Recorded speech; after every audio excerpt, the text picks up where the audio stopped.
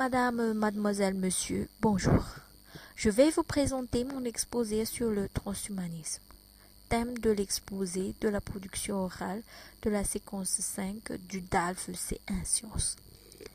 Le mot transhumanisme a été inventé en 1957 par Julian Huxley, frère d'Aldo, auteur du livre Le meilleur des mondes. Le terme a notamment été reçu par le grand public grâce au mythe de Frankenstein qui, à travers différentes expériences, a réussi à créer un transhumain à mi-chemin entre l'être humain et la machine. Avec le progrès des techniques modernes, notamment l'arrivée des nanotechnologies, biotechnologies, infotechnologies et sciences cognitives, les recherches et les théories sur le sujet se sont nettement accélérées. En ce XXIe siècle, le transhumanisme n'est plus du domaine des mythes, mais avec l'intelligence artificielle, il frôle le domaine de la réalité. L'humanité devrait-elle ainsi s'inquiéter sur les progrès du transhumanisme? Tel sera le problème central de notre exposé. Pour réaliser cet exposé, il nous a été fourni 3 documents. Le premier document est la tribune de Joël de Rosnay, réalisée lors de la conférence du 3 février 2005 sur l'utopie de la transhumanisme qui s'est tenue au Grand Orient de France et que le journal Le Nouvel Observateur a repris dans ses pages du 26 avril 2015. Soulignons que Joël de Rosnay est un scientifique conseiller de la présidente d'Univers Sciences.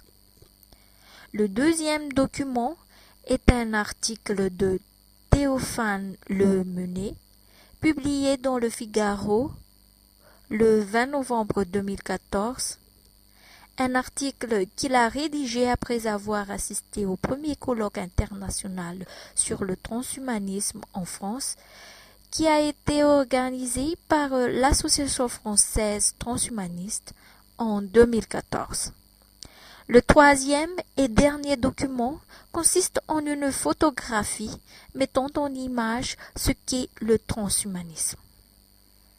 Ainsi, pour traiter convenablement ce thème sur le transhumanisme, nous explorerons le contenu et les objectifs des transhumanismes dans un premier temps, et dans un second, nous parcourrons les sources d'inquiétude et de crainte de l'homme par rapport au transhumanisme. Entrons dans la première partie et abordons le contenu et les objectifs du transhumanisme. Le transhumanisme est né de l'intelligence humaine. L'intelligence artificielle n'a pu voir le jour que grâce à l'ingéniosité humaine. Avec la mondialisation, il est même en ce XXIe siècle le terrain de jeu de concurrence entre les scientifiques du monde entier. À Londres, au Science Museum, est exposé un homme bionique réalisé avec des prothèses et des organes de synthèse. À Paris, on se plonge dans le cœur artificiel. En Israël, dans de minuscules robots capables de naviguer dans le système vasculaire. Au Japon, on s'intéresse au nanocerveau. Ce ne sont que quelques exemples parmi tant d'autres. Les objectifs du transhumanisme ne sont pas totalement clairs. Ils voguent entre l'amélioration de la vie humaine, la justice sociale, la part du gain, la domination et la recherche de l'immortalité. En effet, pour Joël Rosnay, l'intelligence artificielle et le transhumanisme ouvriraient de nouvelles dimensions encore inconnues du cerveau humain, plutôt que de conduire à sa domination. Théophane Menet rapporte par contre que les multinationales américaines parient sur la fusion inéluctable de l'homme et de l'ordinateur. Pour eux, ceux qui décideront de rester humains et refuseront de s'améliorer auront un sérieux handicap. Ils constitueront un sous-espèce et formeront les chimpanzés du futur. Mais qui décide au final du trajectoire de l'évolution de l'homme? C'est ce qui nous fait passer vers la deuxième partie de cet exposé, les sources d'inquiétude et de crainte de l'homme par rapport au transhumanisme.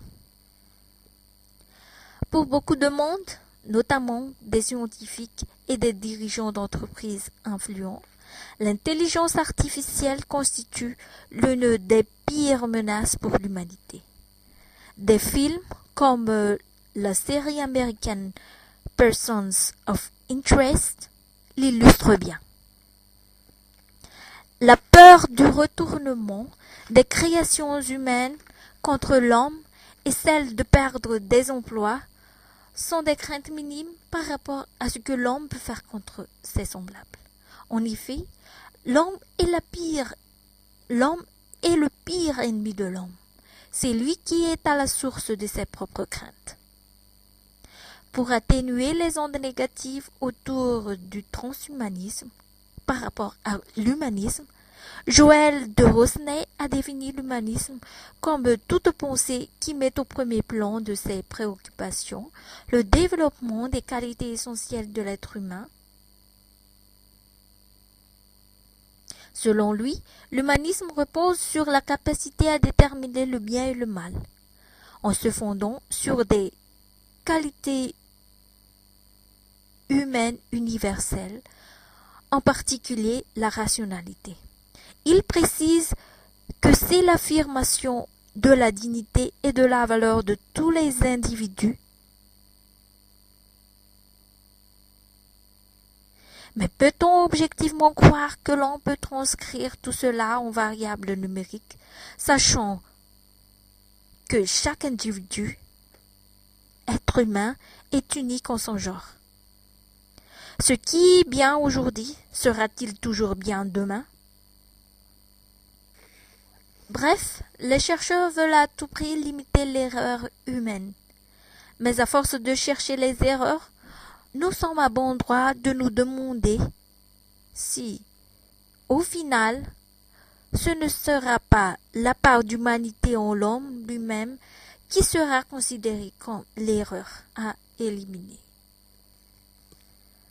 C'est la fin de cet exposé. Je vous remercie de votre attention.